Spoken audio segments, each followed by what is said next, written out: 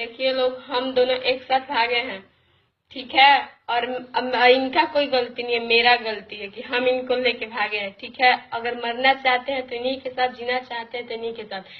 इनके खुशी में मेरा खुशी है, ठीक है। एक दिन पापा मेरे गली में देख लिए थे, हमको बहुत मार मारे थे, बेल्टे बेल्ट बोलते थे कि तुम मुझसे बात मत करो, स्कूल जाने से भी मना कर रहे थे हमको।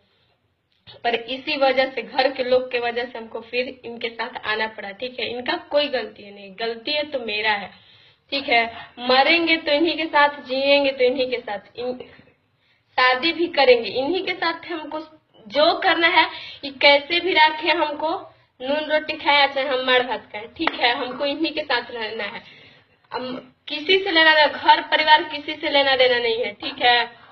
अपने माँ बाप किसी से मतलब नहीं है, बस मेरे सास ससुर अच्छे से रहें, आई अच्छे से रहें, इनके खुशी में मेरा खुशी है, ठीक है। अगर हम लोग को अलग कर सकते हैं तो हम जहर खाकर हम दोनों मर जाएंगे, ठीक है। ये बात अपने ध्यान में रखिएगा, हम लोग एक बिछड़ के भी नहीं रह पाते हैं, ठीक है।